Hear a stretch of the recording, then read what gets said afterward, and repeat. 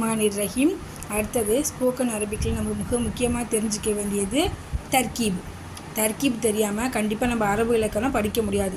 தர்கீப்னால் என்ன சொல்லுவாங்க அப்படின்னா, அரபு இலக்கண அமைப்பு இருக்குது பார்த்திங்களா, அதுக்கு தான் தர்கீப்னு சொல்லுவோம். இப்போ தமிழில் நம்ம இலக்கணம் படிக்கிறோம், இங்கிலீஷில் கிராமர்னு சொல்லுவோம்ல, அதே மாதிரி அரபியில் வந்து இது கிராமருக்கு வந்து தர்கீப், அதாவது இலக்கண அமைப்புன்னு சொல்லுவோம். அதுக்கு ஃபஸ்ட்டு நம்ம சில ரூல்ஸ் இருக்குது, அதை நம்ம தெரிஞ்சுக்கணும். ஃபஸ்ட் நம்ம முக்கியமாக தெரிஞ்சுக்க வேண்டியது முப்ததா ஹபர். சரியா? ஃபஸ்ட்டு வந்து முப்ததா ஹபர் சட்டத்தை நம்ம தெரிஞ்சுக்கிறோம். முதல் சட்டம் முப்ததா ஹபர், கண்டிப்பாக நம்ம தெரிஞ்சு ஆகணும். இது தெரிஞ்சிட்டோம். இப்போ ஹாதிக்கு நம்ம படித்தோம் இல்லையா, அதுக்கு அடுத்த சட்டம் இதுதான் நம்ம தெரியணும். எப்படி? தமிழில் அதுவாகிறது, இதுவாகிறது, அது இது, அந்த இந்த, அவர் இவர் இவைகள்லாம் வந்துச்சுன்னா அதுக்கு அரபியில் முப்ததா அப்படின்னு சொல்லுவோம். இது சரியா? அதே மாதிரியே தமிழில் இருக்கும், இருக்கின்றது, இருக்கிறார், இவைகளுக்கு அரபியில் நம்ம என்ன சொல்லுவோம்? ஹபர்னு சொல்லுவோம். இப்போ நம்ம முப்ததாவிற்கு வந்து என்ன பண்ணுவோம்? அலிஃப்லாம் வரும். ஃபஸ்ட்டு எடுத்து லெட்டர்னே அலிஃப்லாம் வந்துடும். ஹபருக்கு வந்து அலிஃப்லாம் வராது.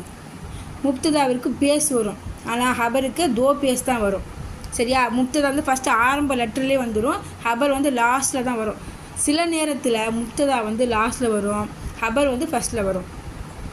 முப்ததா ஆண்பாலாக இருந்துச்சுன்னா ஹபரும் ஆண்பாலாக இருக்கும். முப்ததா பெண்பாலாக இருந்துச்சுன்னா ஹபரும் பெண்பாலாக இருக்கும்.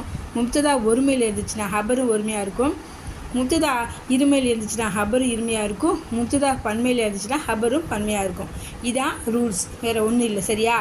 இதான் நம்ம என்ன சொல்கிறோம், இந்த முப்ததா ஹபர்களை சட்டம், வேறு ஒன்றும் இல்லை.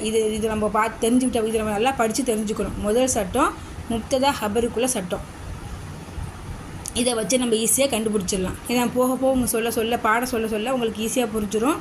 இதை நீங்கள் நல்லா என்ன பண்ணணும், இதை நல்லா படித்து வச்சுக்கணும். சரியா? கண்டிப்பாக நம்ம வந்து அரபு படிக்கிறதுக்கு தர்கீப் கண்டிப்பாக தேவை. தர்கீப் படிக்கிறது தெரியாமல் அரபு படிக்கக்கூடாது. உங்களுக்கு எந்த டவுட்டுனாலும் என்கிட்ட கேட்கலாம். அஸ்ஸலாமு அலைக்கும்.